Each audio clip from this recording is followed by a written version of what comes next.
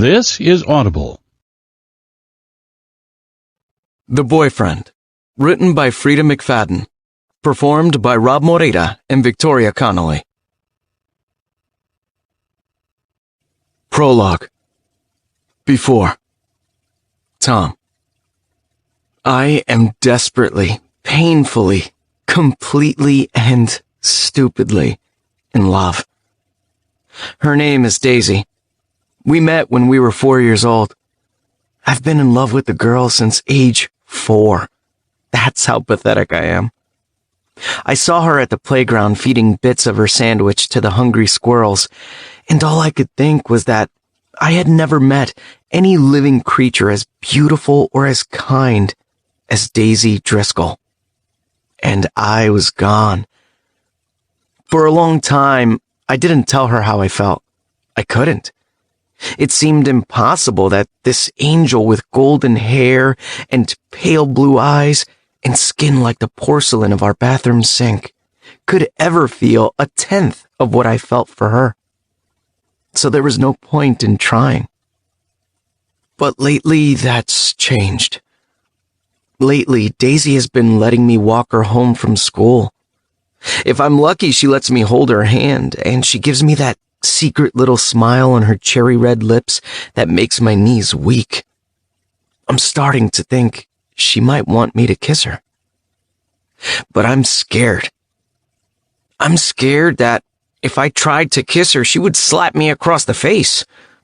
I'm scared that if I told her how I really feel, she would look at me in sympathy and tell me she doesn't feel the same way. I'm scared she might never let me walk her home again. But that's not what I'm most scared of. What I am most scared of is that if I lean in to kiss Daisy, she will let me do it. I'm scared that she will agree to be my girlfriend. I'm scared that she will allow me into her bedroom when her parents aren't home so that we can finally be alone together.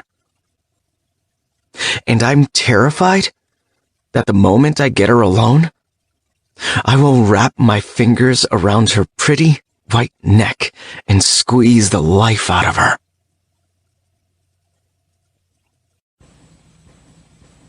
Chapter 1. Present Day.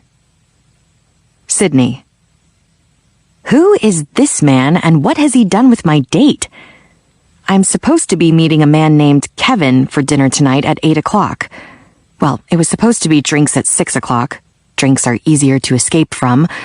But Kevin messaged me through the Cinch dating app that he was running late at work and could we push it to dinner at 8.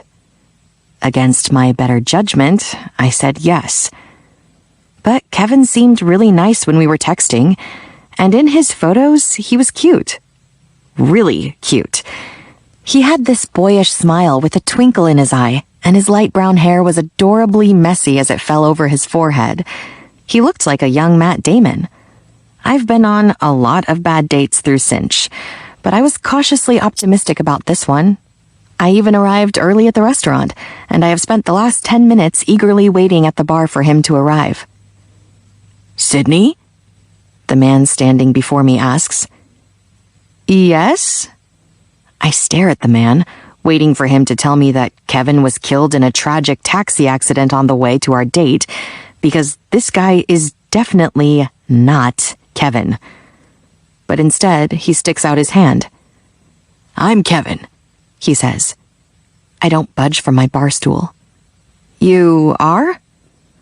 Okay, let's be real here. Nobody looks as good in real life as their dating app photos. I mean, if you're looking to score a date, you're not going to snap a photo of yourself when you're rolling out of bed with a hangover. You're going to doll yourself up, take about 50 different shots from every conceivable angle, and with a dozen lighting options, and you're going to pick the very best one. That's just good sense. And hey, maybe that one perfect photo was taken 10 years ago. I don't agree with this logic, but I understand why people do it. But this guy?